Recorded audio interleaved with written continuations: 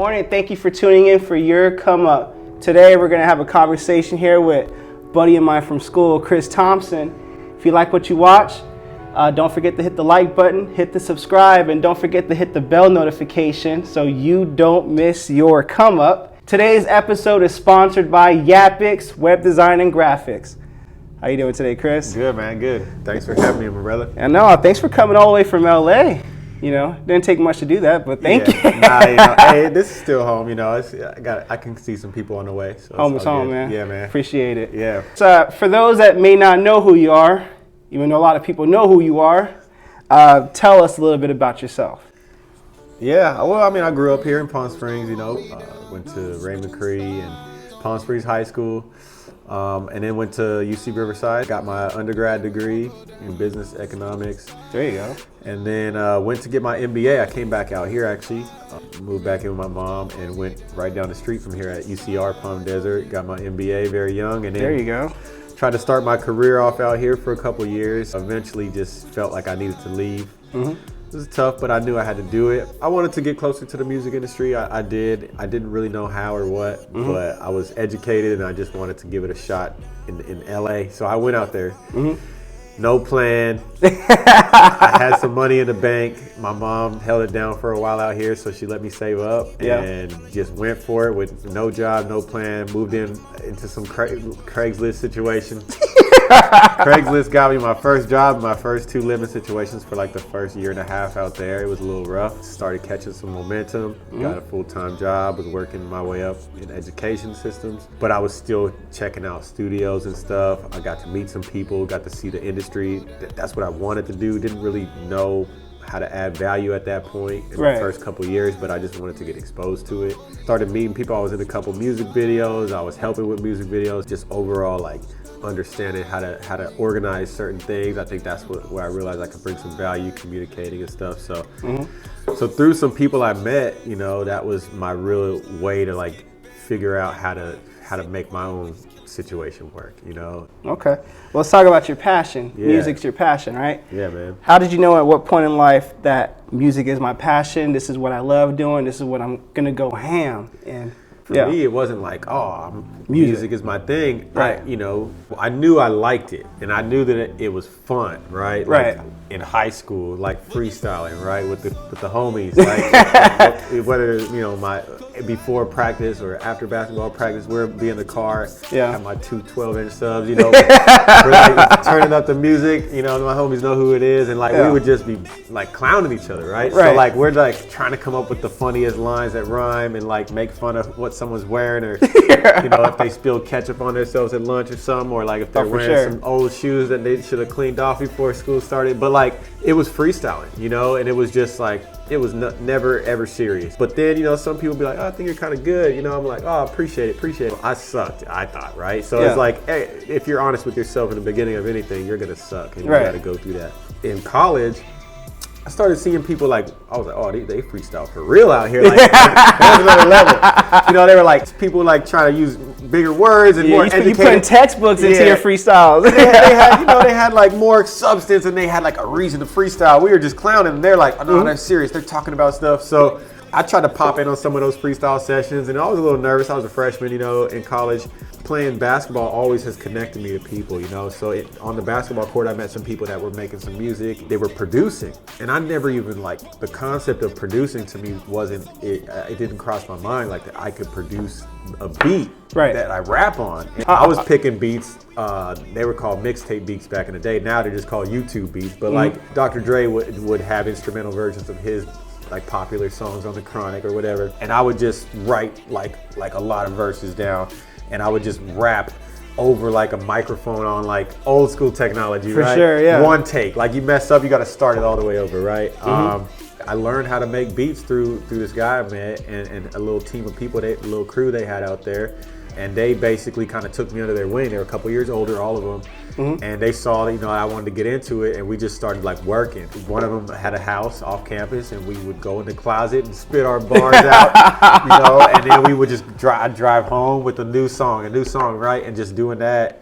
I don't know how I could say I discovered it. It was more just like fun. Never like, oh, this is going to be my career. This is what I would want to make money off of. Like, to me, that was like a far reach, right? Yeah. When I moved back here, I got tight with somebody I grew up with. Right. And we formed a rap group. And it was like, I'm getting my MBA out here, living with my mom, and I'm in a rap group. So it's like, my dad was like all you need is a tour bus. Understand how that made sense. It's like none of it made sense, right? It's like, what are you gonna do? Are you gonna start your own music company? I'm like, no, I'm just rapping and I'm getting my MBA. Like, who knows what's gonna happen, right? Yeah. But we got down. Like I kept my grades up, but like every little second we were in my car and we were writing and we were recording in my room, in my mom's crib. You know what I mean? And we were just working and just made like dozens and dozens and dozens of songs, and nobody's ever gonna hear them and nobody's heard them. So it's just like we were working, and it was for us to just perfect our craft. Right. And he taught me a lot,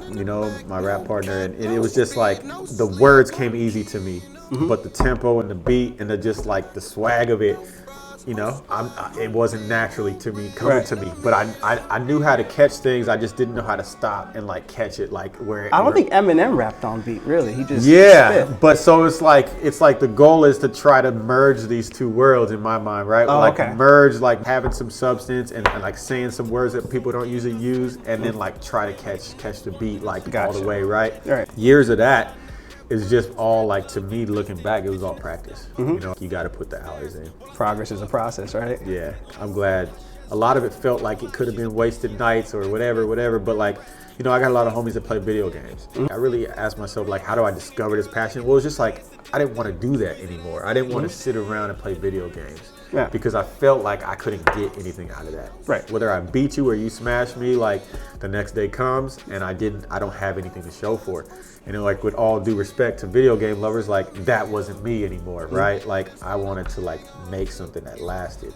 So that was like what fueled me to be my best. Yeah. Speaking of video games, in college, Madden was definitely one of those video games that ended friendships. Yeah, man. People get hot. Yeah. If you come out, you get that 21 skunk. Yeah. It's like get off the sticks first quarter. Getting the excuses, man. That ain't even on my team. I don't know why I play with that team. Yeah. Madden's fake. It's fake. In your music game, your rap game, you also have a label, you said as well, right? Or you run a label company? Yep. Okay. Yep. The struggle is real. Whatever you do, whatever talents or gifts come naturally or easy to you, getting there and putting it to work is always a struggle.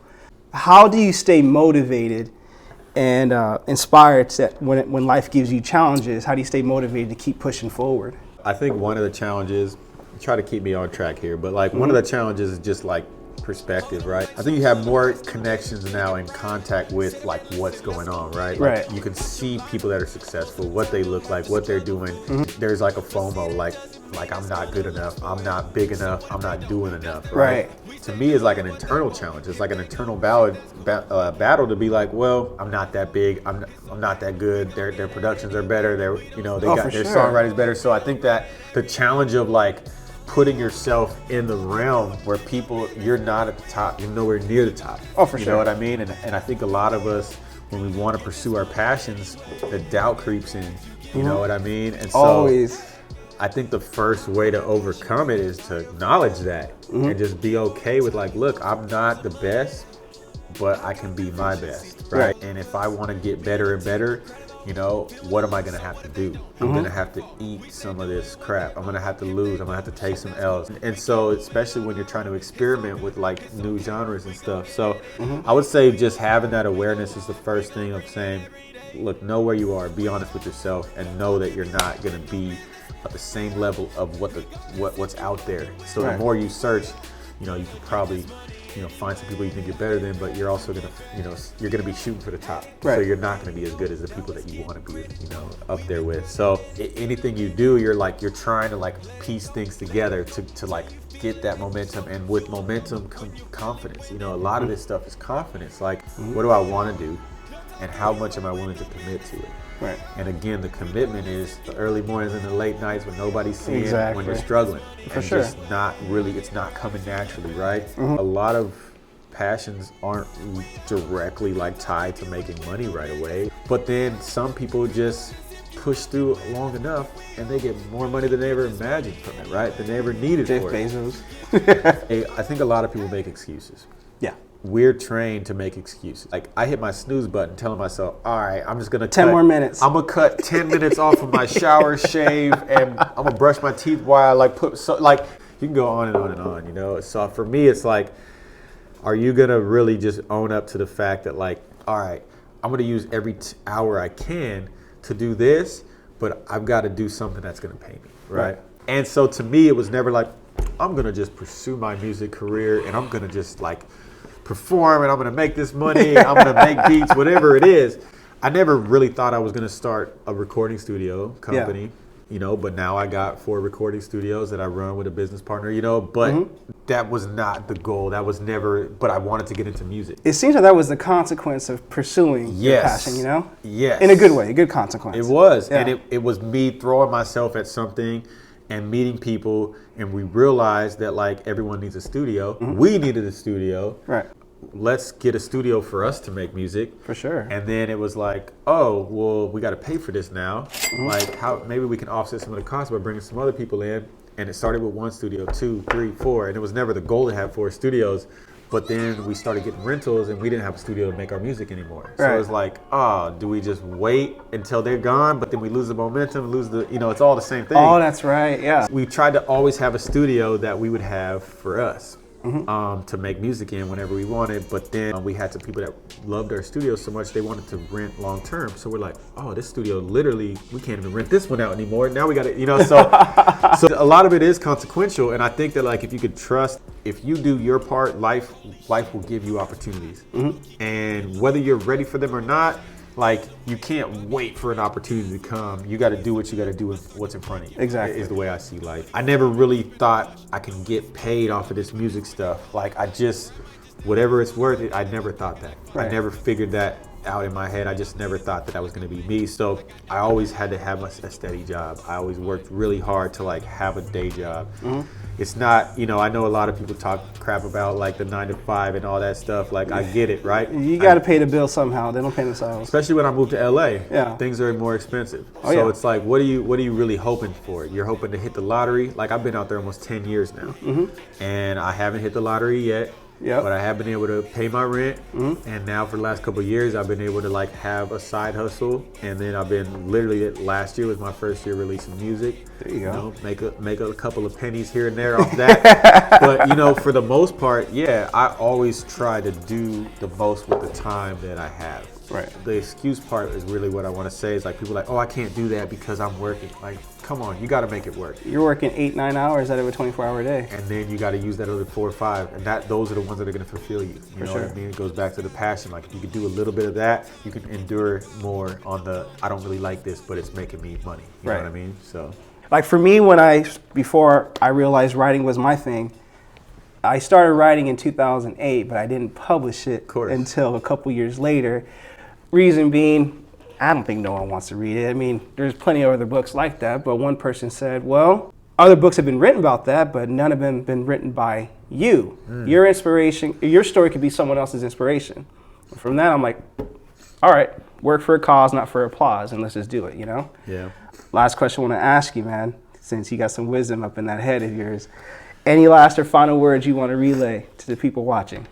And I'm inspired by some people that are, to me, I would call them like pretty significantly ahead of me in the music situation. Some of them have been really cool, you know, to just give me the feeling like they look at me as a peer. You know what I'm saying? And they talk to me that way. They share with me what's going on. There's a lot of stuff that happens that people don't know about. Right. And a lot of decisions are made before you ever would realize be able to have a conversation with someone. So what I'm really saying is like, watch how you treat people, watch how you carry yourself, watch how everything you do matters. And people are always watching. Right. So if you just think you can just like take shortcuts or just like not really fully be the best person you can be, people are judging you, people are perceiving you, and they're judging whether they want to do something with you or not based on what they know about you, based on your reputation, based on how you treat you know, the people around you, and Right. so many decisions are being made that you don't understand.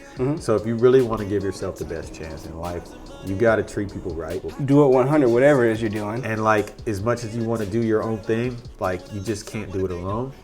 Very, very few things require just solely you to do them, right? So it's not about just like faking the funk just to get people to help you. It's just about, if I could offer value to you, that's my fastest way to actually have a real relationship with you versus trying to figure out how I can convince you to do something for me. And you're building a house of cards that way. Yeah. You know? Well, you know, Nathen Hache calls me and tells me to come down for an interview. He's not saying like, hey man, you know, I need you to do this for me. He's like, I think this would be good for me and you, right? Yeah, exactly. And it will be, right? So Sure. it's just, you got to look at it like that, man. Like, you have to find a way to turn the tables and look at life through someone else's perspective when you're trying to do anything with somebody. You know what I mean? It's not about what you can do for me, it's what I can do for you. Provide value first. Yes. You'll get it back later on. I heard one thing from one of the mentors that I guess I would call a mentor. He said, if you add value to someone's life, they're going to find a way to pay you. Yeah. The right person will. Now, again, you have those people that are going to take advantage of people, but again, you got to have your head on your shoulders and see, and you got to be on the court too and see what's going on too. But for the most part, the right people, and it's true for even when I went to LA, I didn't know really anyone out there. 10 years later, I know a good enough amount of people. Now I got people that want favors for me. I got things to offer, but it all started with me going in there just saying, what can I do to help you? Right. You want to know what someone's passion is. You want to ask yourself what your passion is, because that's going to be the why. That's going to be the why to go do this and go talk to that person, go do something for free, go drive somewhere for someone. Yeah. And those are the happy accidents that happen where you meet someone. And like, to full circle it, like, I met my business partner right now, one of my best friends, my road dog. Yeah. I met him out there. He was an intern for the studio I started hanging out in. No kidding. And he was unpaid, grinded, moved out there from Arizona, went after it. No excuses. Talk about coming up together. Coming up, and he saw me doing my full-time job come up, trying to get my promotions. I saw him going through, turning into a producer, songwriter, and all this. And then the timing aligned. And now for the last few years, we've been business partners. I would have never guessed I would be where I'm at just by driving out to LA, moving in some old lady's room on Craigslist. Yeah. For a couple months with no plan. You know, so that's not what I would advise. Yeah. You know what I'm saying? But at that time, I needed that push, and I needed just enough of a reason to go out to LA and go see what I could do for myself, you know? It's awesome, man. Yeah. Thanks for coming in. Appreciate it, man. No problem. Yeah. Thank you. Yeah. Thank you guys for watching. Today's episode is sponsored by Yapix Web Design and Graphics. Till next time.